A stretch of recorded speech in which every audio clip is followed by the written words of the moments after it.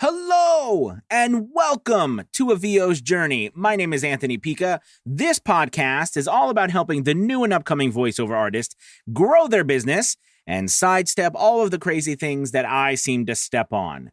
Well, tonight I am going to dive into the topic of how many gigs should you create on Fiverr. All right, let's do it. This is VO's Journey.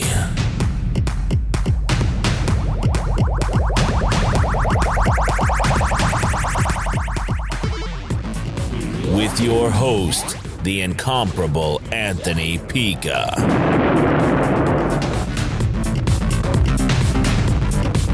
All right, we are on episode number 113. I mean, I can't believe it. It's 113 episodes.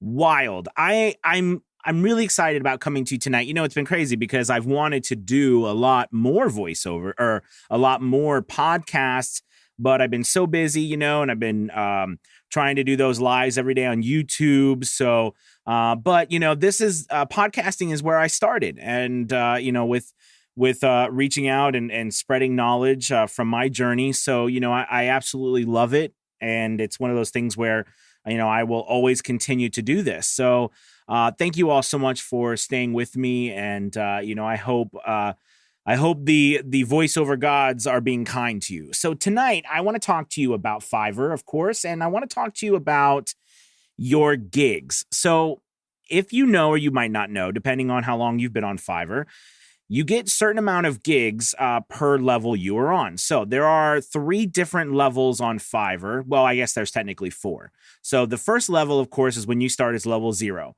And as a level 0 seller on Fiverr, you get 7 gigs. That means you can create seven different gigs, okay? As a level 1, which there is a set of requirements that you must meet for each one. And I believe to get to level 1, you must have been on Fiverr for 60 days, and I think you must have completed 10 voiceovers and made $400 or something to that effect. And I think that gets you to level 1. So as a level 1, you get 10 gigs you can create. Okay. Now remember, a gig is an offering that you put together for whether it's a voiceover, whether, you do podcasts and intros and outros, you do e-learning, I will record an audiobook, that kind of stuff. Okay. Those are gigs. Level 2, you get 20 gigs. And I believe in order to get to level 2, I think it's like 2,000. I think you got to hit $2,000 in order to get to level 2. And you also need to actually, you know what? I'm going to pull it up right here. Okay. So let's see, just to make sure I was correct with level 1. Level 2, you need to complete 120 days as an active seller on Fiverr.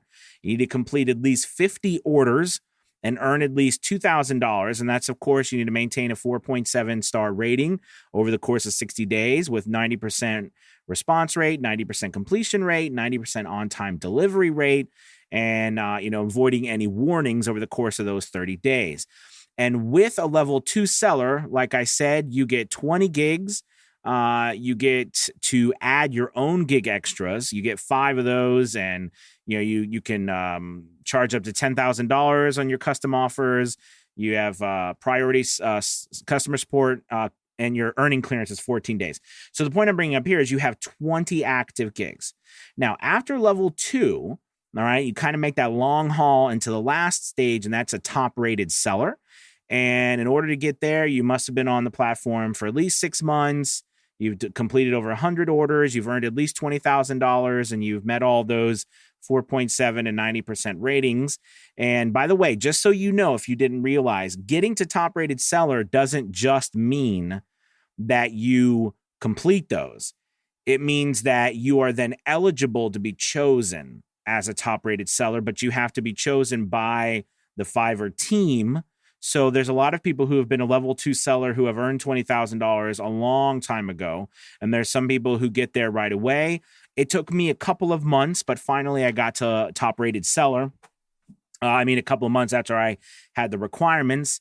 And but there's some people who get there right away, and then there's some people who have not gotten there yet. So anyways, but as a top rated seller, you get 30 active gigs, you get custom offers up to 10,000, VIP support. So basically for me, like whenever I contact customer support, they get back to me in like minutes. So it's really wonderful, and that's never been not true as a top rated seller. It's really awesome. And one of the coolest things too is that the earning clearance is 7 days. So you get your money in 7 days as opposed to 14 days. So anyways, that's a really neat thing too. So now that I kind of broke down those different levels and the gigs and what those are offerings, I wanted to talk to you about something that happened to me today and something that I think I want to share on to you. So, as a top rated seller, as I just said, I can have up to 30 different gigs. So, I got to thinking over the last couple of days too that, I currently only have about 6 or 7 gigs, and each one of them, they're pretty separate. I mean, because I have my American Male voiceover gig, and then I have my audiobook gig. I've got my kind of animation character gig, and then I have my evil character gig. So those two are kind of close.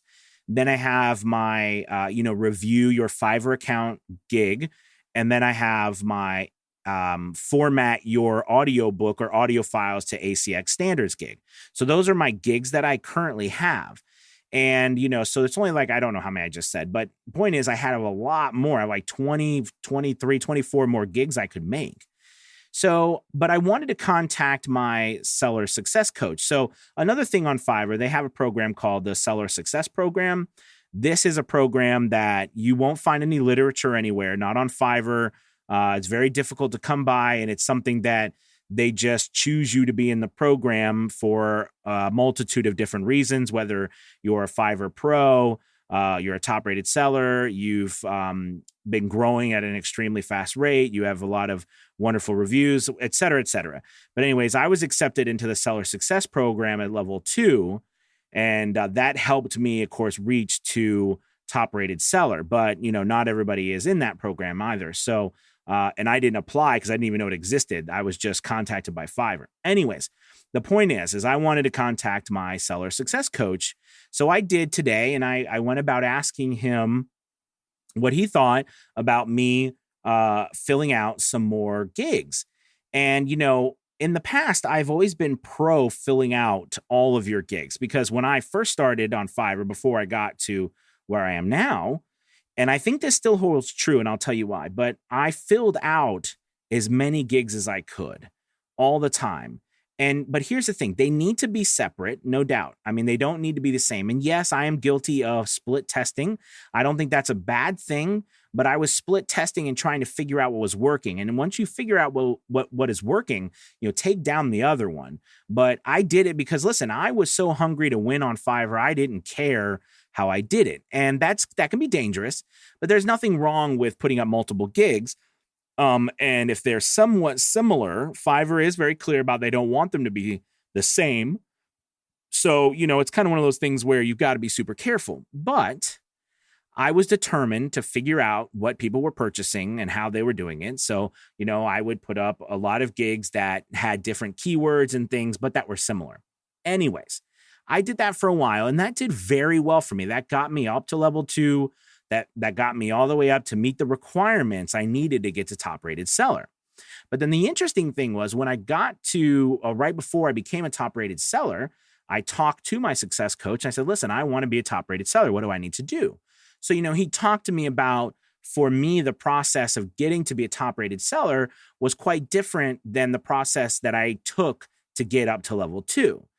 So I needed to make sure that none of my gigs were priced at $5, that because the average selling price really matters. I know I've gone over some of these things before, but I wanted to lay this out for you because of the gig question. So, and that it's important that none of my gigs are similar at all. So as I remember that, but I wanted to ask him today again, and he mentioned to me that, it's important to make sure that when you add a gig, you make it different to the point where you're adding it because whether it's the price structure, which perfect example for price structure would be, let's say you have American Male voiceover, but you want to do podcast intros and outros, right? Well, on a podcast intro and outro, someone hires you to do the whole intro and outro, and it's like 50 words, right? And you get paid $5 for 50 words. Well, if you had done a separate gig where you charged, $10 for 25 words, so a $50 gig, a $50 intro outro would be $20 as opposed to $5 if on your normal voiceover you did like $5 for 100 words or something like that. You see what I mean? And then that's not including commercial rights or anything.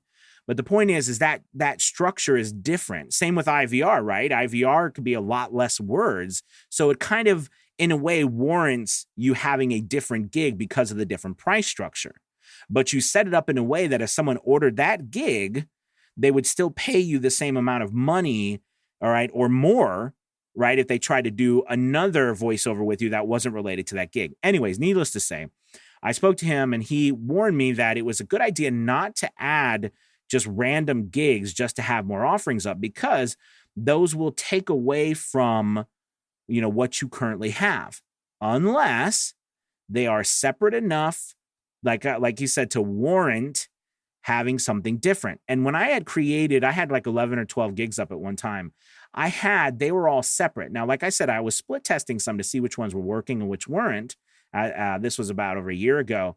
And I was trying to figure out if, like, for example, audiobooks, if audiobook is one word or audio space book was, another keyword, I would set up two separate gigs. Now, the whole gig had to be different, right? It couldn't be the same.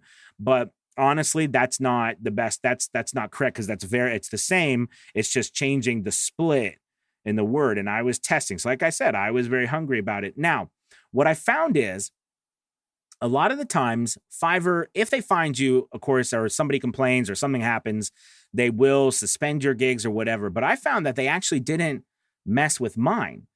But what happened is I never made it to top rated seller.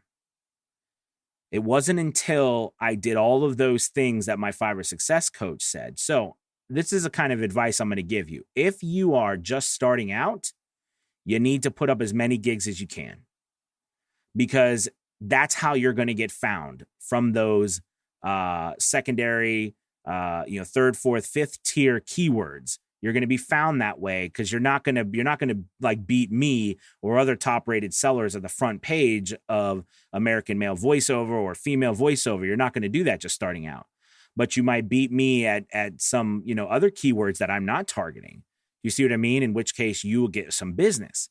But if you're a level 2 seller and you just, maybe you just reached that 20,000 mark, or maybe you've done a couple things, it might be time for you looking at shifting your mindset to, what you are trying to accomplish. And that's getting a top rated seller, which means that any gigs that are similar, anything that is around the same thing needs to go. Now, I have to tell you, this is kind of scary because I'll never forget when I did this, I deleted about 6 or 7 gigs, and I did this all at once. And it was crazy because my numbers, right, just took a nosedive, all of them. Even my ones that I didn't delete took a nosedive, and it freaked me out. And on top of that, my Fiverr success coach told me to raise my prices. So I raised my prices on top of that as well. And it was pretty scary, but it was great because actually work started coming back.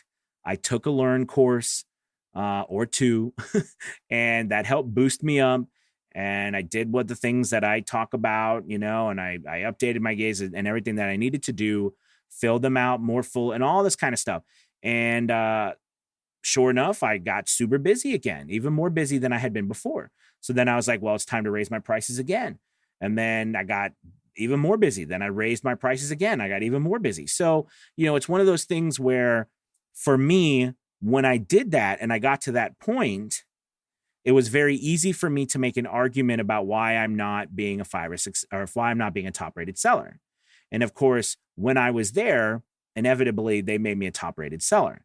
And it's, I tell you, it's one of those things where, it means so much because when I came a top rated seller, I mean, it was unbelievable. It was like overnight or that next month, I went from making a couple $1,000 The next month I went almost up to $10,000. And every month since then, I've been between $6,000 and $8,000. So, I mean, you're talking double, triple how much money you make. Now, I know I've heard some people say that one or two other people have said they didn't make any difference with the money.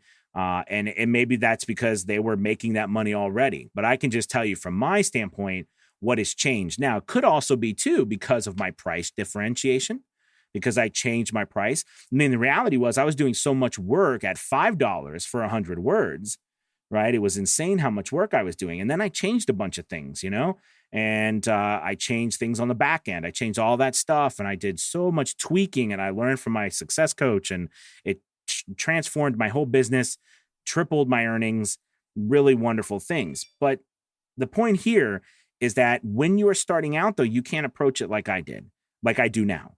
You have to approach it like I did then. I'm certain of it. You've got to add the gigs on there. You've got to have multiple offerings. You've got to test out what's working at that time. Because, when I first started, what was working was evil character gigs for me because no one was really doing that. And I put mine up there and it took off and it helped boost my gig. I mean, I was able to reach the level 2 requirements in like 2 months. And that was huge, to get me to level 2. I went from level 0 to level 2.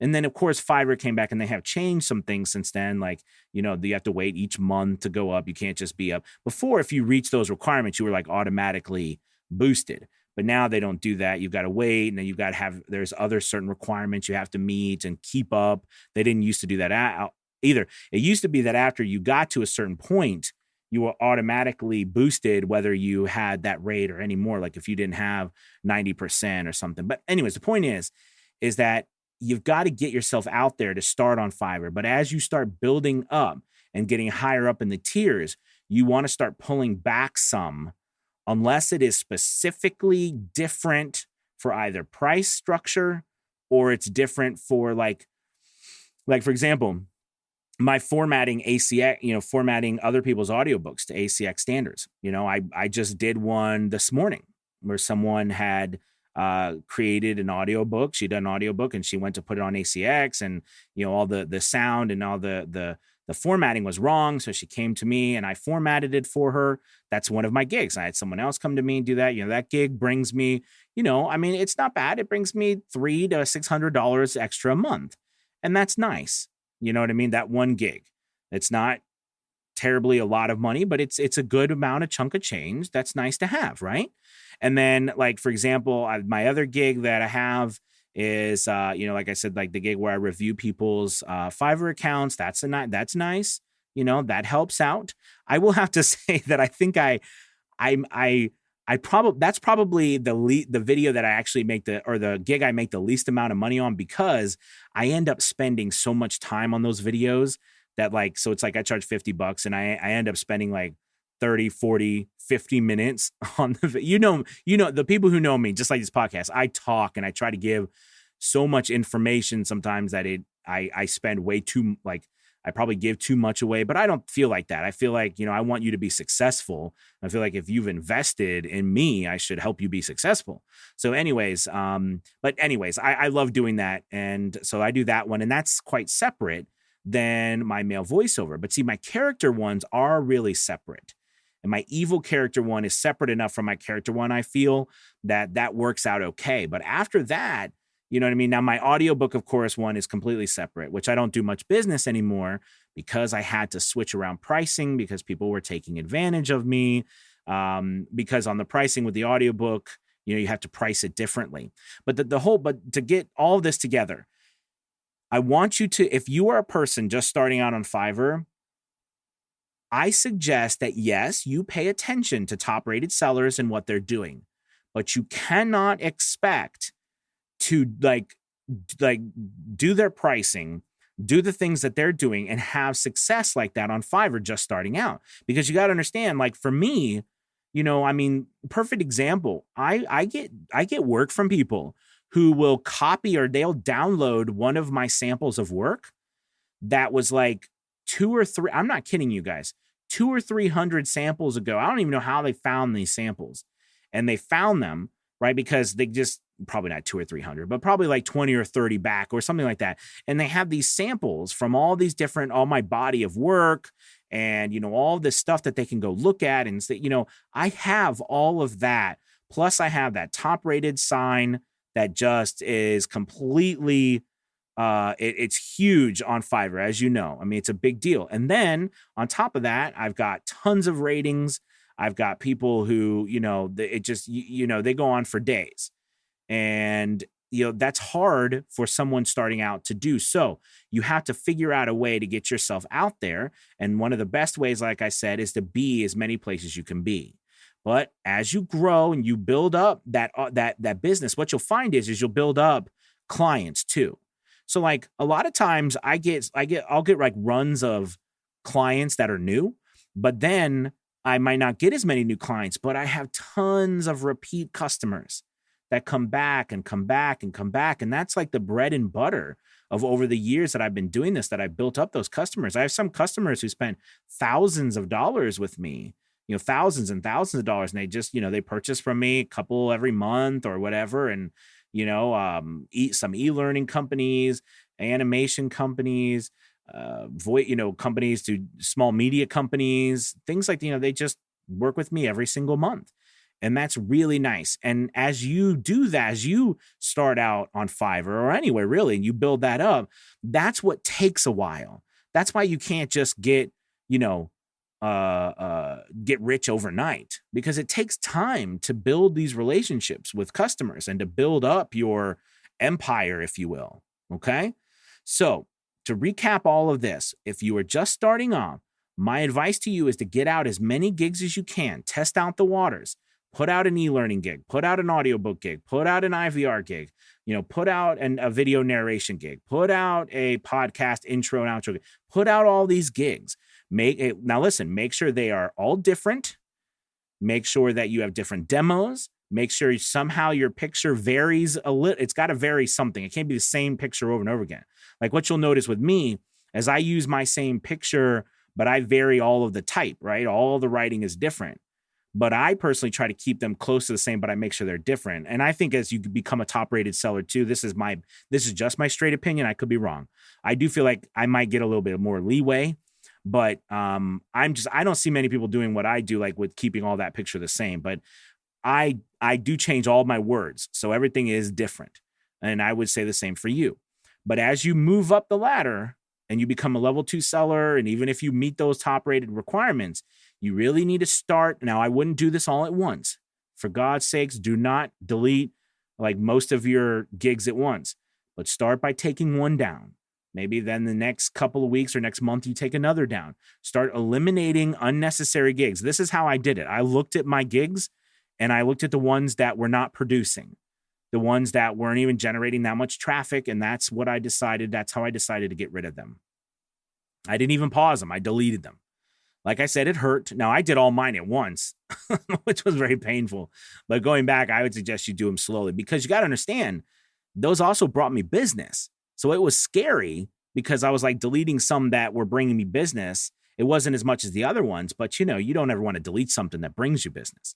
So, but anyways, listen, I hope that this podcast tonight has helped you with knowing how many gigs that you should be creating on Fiverr and what you should putting yourself out there, depending on what level you are. Okay. Even like I said, and I know I didn't talk about level 1 per se, but as level 1, you still should be putting out as many gigs as possible. Make sure though they are the best that they can be. Don't make them be, just kind of half, like don't copy and paste your stuff. That's the worst. You know what I mean? Don't copy and paste your stuff. Try to make them different. And how you can make them different is talk specifically to what you're doing. Like I put up a political gig recently, right? That's something that I talked specifically about that. So it's important to do things like that. Okay. If you put up an animation gig, talk specifically about the animation gig. Don't talk about just general terms, because people aren't there for general voiceover. They're there for your animation. All right, you guys, thank you so much for listening tonight. I really appreciate it. If you get an opportunity, please go ahead and leave a review. It really helps the business, helps the business, helps the podcast business, because I rake in the dough for this podcast. If anyone randomly wants to sponsor the podcast, that'd be cool. I've never actually had a sponsor. I don't even know what that looks like. I don't know if you'd be like, I would take a break and I'd be like, this podcast is sponsored by Velcro sticky. I'm an idiot. I know. Anyways, thank you guys so much for listening. I don't know why Velcro would sponsor my podcast, but you guys have a wonderful night and a great weekend. I will talk to you soon. All right, you guys. Peace.